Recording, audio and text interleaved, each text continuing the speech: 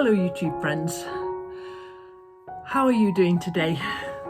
Here we are back again. It's the end of another beautiful day. It's been cold, but it's been absolutely gorgeous, and I'm just in that golden hour now where the sun is low in the sky and is sending this really beautiful golden light across the hillside. So Cat Rita's a lot better. She's had her second dose of antibiotics.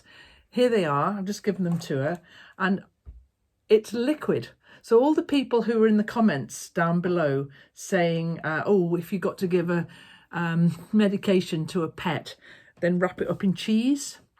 But this is easy to do because I just draw up a mil of it in this syringe, hold her really firmly under one arm, and then shoot it down her throat. Doesn't taste bad, actually.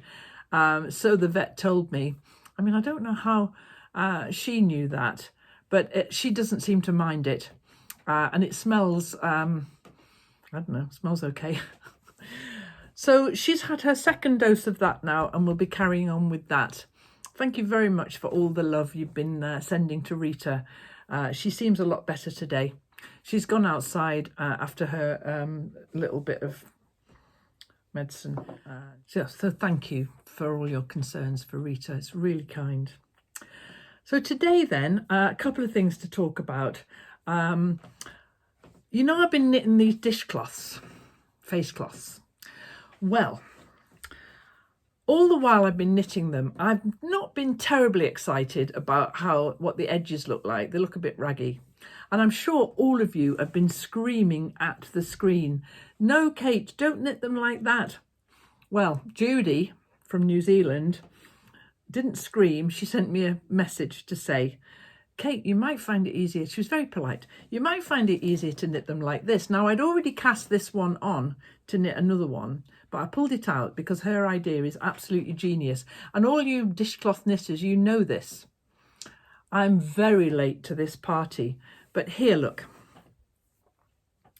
The way that the much neater edges are is because I'm knitting two, and I'm increasing in the third stitch and then knitting along on every row. And that gives me this really neat edge. So although I'd knit all of that, can you see all the wiggly yarn? I'd knit all of that into dishcloth. I pulled it out and cast on again. And now, doesn't that look better? So do you know what I might do? I might pull these out. I like them. I like knitting them. It's television knitting. It's not hard to do. And so I might pull these out because the edges of this one are much better than the edges of this one, aren't they? I'll see. I might not. They're only face cloths, dishcloths or whatever, but that's a much, much neater edge, isn't it? And everybody out there knew that except me. So thank you very much, Judy. And Judy says that the lime green sofa reaches all the way to New Zealand, which makes me very, very happy indeed. I'd love to know that there are a load of you from New Zealand sitting on the lime green sofa. Quarantine, social isolation, social distancing happening all over the world. And my thinking is that New Zealand as a country is pretty socially distant from everyone. It takes an awfully long time to get there. But even so, they're having to take all the same sort of measures as all the more populated countries are. So I'm very grateful to Judy for pointing that out to me. I'm sure there must have been a load more people who wanted me to know that. I get on and knit that a bit later.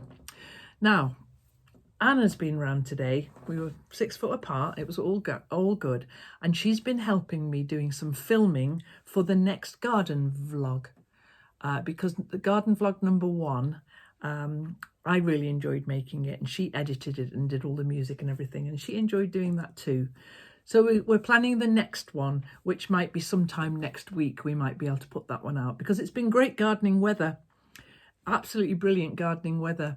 And so today I got all the seeds out because soon we're going to be talking about which different seeds we have already, which of them are still okay and which of them I might have to buy again, or any gaps in my seed collection that I might have to buy some more of.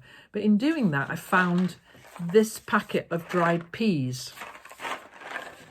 And I don't ever eat these as a cooked thing, but I have these because what I do with them is I grow pea shoots. So I thought here with us today, I thought I'd grow some pea shoots. So we need some kitchen paper, and this is one of my plates from pottery. It's one of my less good ones, but it's enough to hold the water. And I'm just going to concertina this paper back and forth like so, and we'll pop that on there like that, and then I'm going to sprinkle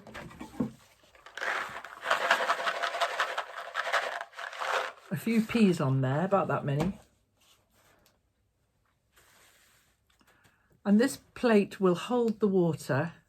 So I'm going to just damp down the kitchen paper like so, and we'll keep an eye on these over the next few days, because what will happen is they'll grow pea shoots which I can then nip off and put in my salads, and that I think will be a lovely addition to my meals, and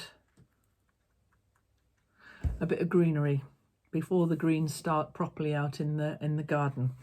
So we'll keep that on a windowsill somewhere where cats won't sleep on it. Where's that in this house? There isn't anywhere in this house where cats don't sleep on it. Okay then, so there's a little project we've got on the go there.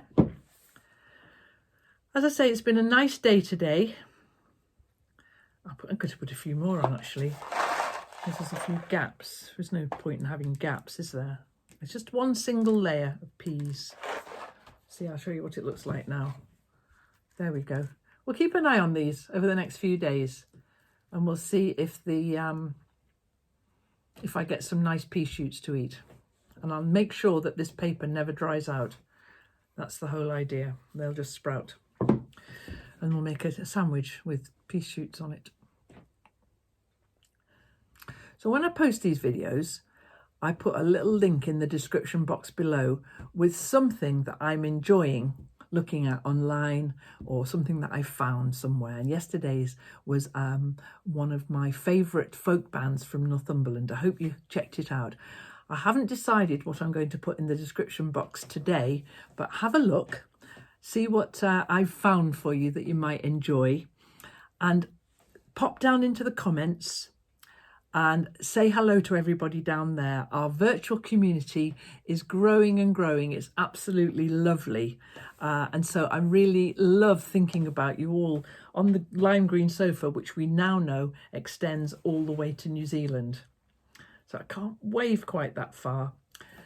Somebody was eating crisps on the sofa, or potato chips, crisps on the sofa, and was wondering if that was okay.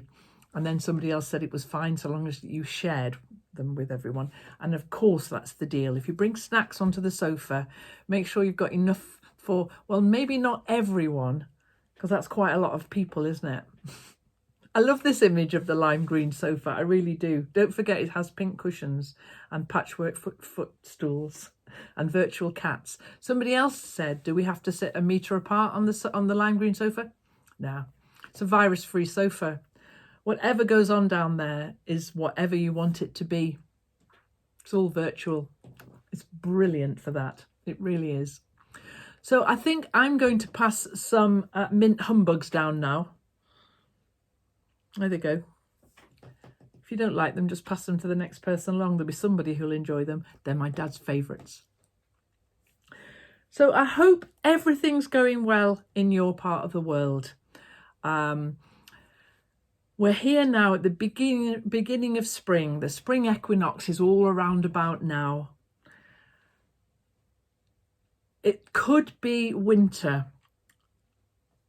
Just think of that.